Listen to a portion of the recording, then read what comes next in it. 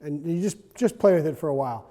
And if you're not very good at it, you're not going to be able to just, you got to work on the focus. And then if you want, you can stop it and then make it move sideways, side to side, just by focusing on it, and you can make it move. And I want you to practice that because until you're really good at it, it takes a while to do. So just focus on those pens, and those of you who are sitting next to them, you can help them. Just focus on the pen with them. But the idea is to, we don't want to actually take it and swing it. Just use your head, use your brain to focus on the pen and move back and forth so that it's moving and moving in the directions that you want it to. And for some of you, it'll take a little longer. It's not an indication of mental instability or anything. So I want to thank Kerry because his talk, his presentation is actually perfect before mine, and I thought it might be. He asked me if maybe he should go third, and I said no way, and I said that because some of the things that he said directly relate to what I'm going to be talking about today. And I've titled my talk Sports Psychology and Education, and I changed it a little bit. It's a few things that good coaches know about good teaching, because there's a lot of principles in sports psychology that assist with good education, and so I wanted to address those. And some of you are sitting there wondering why a guy from the admissions office is talking in a learning and teaching seminar at a university. And so I wanted to talk about my background a little bit. I graduated from BYU with a degree in English education and a minor in coaching. I got a master's degree in sports psychology or kinesiology, which is what Fresno State decided to call PE. But in kinesiology with a focus on sports psychology. At the time I wanted to be a college coach, and I thought that would be a good route. And then into my program I became a school administrator and moved back up to Washington State, where I got another master's in education leadership from Pacific Lutheran University. I was a classroom teacher for about 6 years. I was a school administrator for about 7 years. And while I was in college, while I was teaching, while I was doing other things, and including here still, I've been coaching various sports for about 20 years. I'm also currently in the USC EDD program and in studying education as well. So I'm currently involved in a doctoral program. So I'm here to talk about sports and education and why sports and education. And there's a couple things that you guys may appreciate. One is that sports gives us really quick feedback. When we're looking at making interventions or changing a behavior, sports is a great lab because we can throw something out there, we can see if it works. We get lots of opportunity for formative assessment, and for those of you who aren't familiar with what that means is we can see what athletes are doing, and then we can make changes to our curriculum or our approach so what they do helps form how we teach later on. And so we make assessments that help form how we teach. And we use those in the classroom. Those are quizzes are really common examples. We quiz students to find out how they're doing, and then we see where they're at, and we use that to form how we teach. Coaches do that all the time. It's probably something you do 30 or 40 times during a practice session. We also, sports, you get summative assessments, whether it's a swim meet midway through the week, whether it's a championship game, whether it's watching athletes perform at the end of the year. And so we get lots of chances and opportunities to assess. And the best thing about it is we're not going to screw a kid up. When we have a rough season, we do something with the kid, they're still going to go out and have a good time. They're still going to feel better about themselves. They're still going to accomplish things. And if we made some mistakes along the way, unlike a math program that somebody has put in the 6th grade that didn't work, we're not going to set a kid back a year in their education. And so sports is a really good opportunity to teach and to throw out interventions and to try new things. And what you're going to find is that there is a lot that crosses over into the classroom. The first thing I want to talk about is nature versus nurture. There's this argument that people have that people can have natural talent. The idea that someone shows up and they're naturally talented. They have a lot of innate ability. You know, Michael Phelps shows up. He's got a lot of innate ability. He's a great swimmer. Look at how naturally talented he is. But what sports psychologists have quickly realized is that there's really no such thing as innate ability. While genetics comes into play at both the top end and the bottom end of performance, for the most part, anybody can become an expert athlete in any sport that they choose to. We recognize that anybody who puts in the time and the effort can become an elite athlete. That doesn't mean that they're going to win the Olympics. In fact, I know swimmers who worked out with Michael Phelps, who have been around him during his career. Michael Phelps does not work harder than everybody else. Michael Phelps did not have a better training regime. He didn't eat healthier. He certainly doesn't take care of his body better than everybody else does. There is some genetic talent, there's some genetic things about him, like an 8-foot wingspan and being 6'7", that enable him to win those championships over everybody else. So there are some genetics that come into play at the very top end. But for the most part, there's no such thing as innate talent when it comes to the ability to perform a sport well. Anybody can learn how to do something. And the same thing is true with intelligence.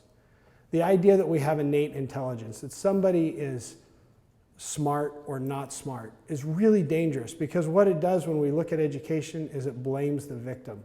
We teach a class, we have a kid who comes in, he's struggling, and we're saying to ourselves, that kid's just not as smart as everybody else.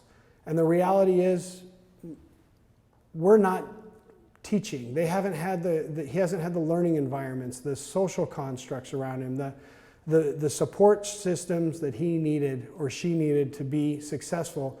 And so it's really a matter of what tools do we need to employ to give this student the intelligence that they're trying to achieve. How do we make them into a successful learner? So this idea of innate talent, we have to be really, really careful with that. And that moves us into the next thing, which is expectancy. And when coaches meet an athlete, when they start working with athletes for the first time, they have a tendency to look at expectancies, or to develop expectancies. They'll look at a kid, oh, he's tall, he's big, he's fast, he's from a certain genetic background, or he's this age, he's going to be a superior athlete.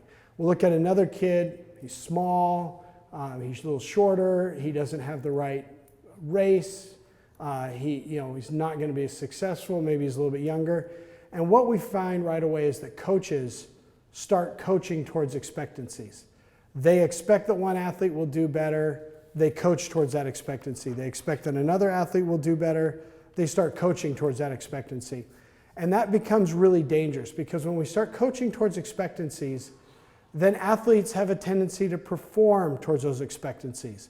We tell a kid, hey, you know what? I believe that you can do it. But we really don't. We're just trying to make the kid feel good. I believe that you can swim 100 yards in underneath a minute. And in our minds, we're saying, they're not even going to be in a minute 10 seconds. I just don't think this kid's ever going to do it. But what we found in sports psychology is that we give off cues, physical, verbal, through our body language, maybe in other realms, that tell a kid what our expectancy is for them. And I'll give an example of that. And we need to kind of change that behavior, change that attitude. And I'm going to give an example. I had a water polo player who played for me, and every game she would get 3 ejections and get kicked out. Every game. And so I never had her at the end of the game. She was the high scorer on the team. But it got towards the end of the year, and I just expected her to get 3 fouls, get her 3rd ejection, and she would be out early in the 4th quarter, and that became an expectancy. In fact, what I found myself doing was coaching up the rest of my team for when this girl would get ejected. Okay, now in the 4th quarter, when Lindsay gets her 3rd ejection, we're going to lose her.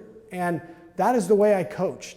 And then I went through a class and a program, and we started talking about positive self-talk and positive belief. And what I found out, what I realized was that I had given Lindsay the tools to fail. I was expecting her to fail, and I wasn't coaching her in a positive method. And so what I started doing was changing the way I coached her and expecting her to stay in the game. I just told her, I expect you to stay in the game, and more importantly, After I told her and I made some coaching corrections, I had to convince myself that she was going to stay in the game. I convinced myself that I wasn't telling her a story, that I wasn't just trying to build her up, but that I actually believed that she was going to stay in the game. And the next year, she fouled out of far fewer games, and when she did, it was a complete shock to both of us. We didn't expect the call. I was the coach, so of course I argued against the calls. The players on the team saw me defend her. They realized her behavior. They realized that we expected her to be in the whole game, and she realized that I expected her to be in the whole game. And my cues, what I told her and how I coached her, were towards success. If we're going to have our students be successful in classes, they need to believe that we believe in them, and we need to believe in them. We need them to understand that we have high expectancies for them. Not, oh, you're from a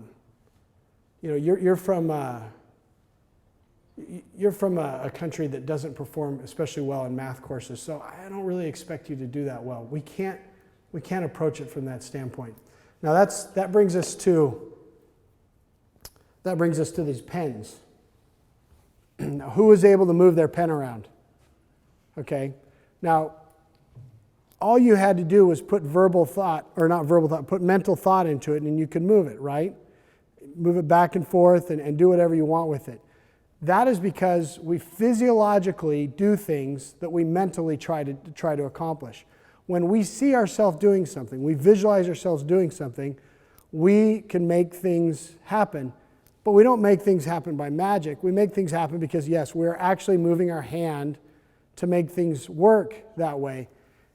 So it's not magic, but it is about belief. If we believe we're going to do something, our mental selves take over, and they physiologically help us accomplish the task that we believe that we're going to do.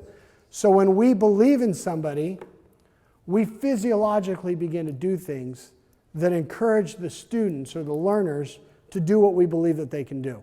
And that's a really important point in coaching. The next thing I want to talk about is approach avoidance. This is one of my favorite subjects in psychology, even though I think I have, the psychologists in here will probably say, you kind of have a fundamental misunderstanding of what approach avoidance is, because I'm not talking about the traditional approach avoidance. This is applied approach avoidance in sport. And what approach is, for those of you who aren't familiar with psychology, is approach is when you're trying to encourage a behavior, trying to get someone to do something. For example, go brush your teeth so you can get good breath. The behavior we're approaching is go brush your teeth. An avoidance behavior is to avoid something. Avoid sugary foods so you don't get cavities. That's an avoidance behavior. Am I psychologist? Am I doing all right so far? I got one in the room. Yeah, he's not paying attention. Okay. Avoidance. Okay, he's avoiding. Okay. So I'm moving in the right direction, I think. But what approach avoidance is, which is really unique, is when we begin, from a sports psychology standpoint, is when we're trying to avoid a behavior and we end up approaching it. And we're approaching it because the behavior is related to something we're trying to accomplish.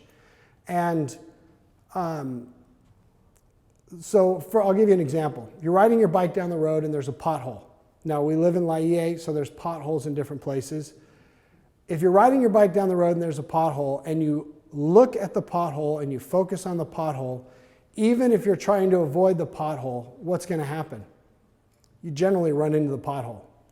We talk about that with motorcycle riders all the time. When people are riding motorcycles, if there's something they want to avoid because they're moving a little quicker, we coach them, don't look at what you're trying to avoid, look away from what you're trying to avoid so you don't run into that object.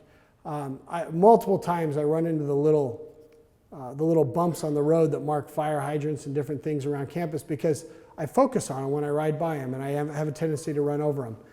That's approach avoidance. Even though I don't want to, I still do.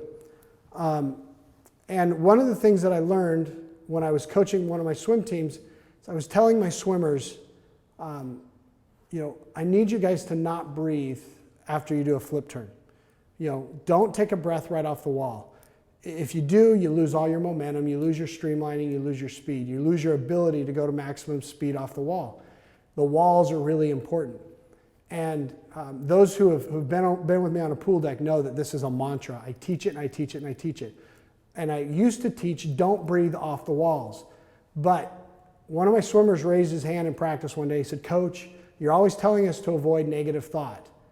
So you're telling us not to breathe off the walls, but that's the only thing I ever think about when I get to the wall is not breathing off the wall." And so what he did was he reminded me that I've got to couch it in positive terms. So now what I tell my swimmers is take 2 or 3 strokes before your first breath. Take 2 or 3 strokes before your first breath, because now they have something in their head that tells them what we want them to do. It instills the behavior that we're trying to get them to do. And that can be really important in your classroom as well.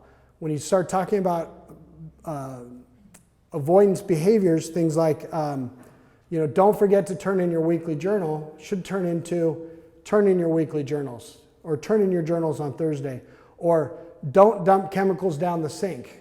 My chemistry professor's in here. You tell students, don't dump chemicals down the sink because it's dangerous, right? But if you constantly tell them that, they have a bucket load of chemicals, what are they going to do with it? They can't think about what they're supposed to do. They're going to dump it down the sink. Instead, tell them, remember to dispose of your chemicals in the correct disposal bins or wherever they put them. I haven't been in chemistry class for a long time. So that's approach avoidance. So couch your terms in positive language so that the students know exactly what's expected of them. I've only got a few minutes left, and so I want to talk about a couple things. This is Michael Jordan, if you didn't recognize him. Michael Jordan is perhaps the greatest basketball player of all time. I think he is the greatest basketball player of all time.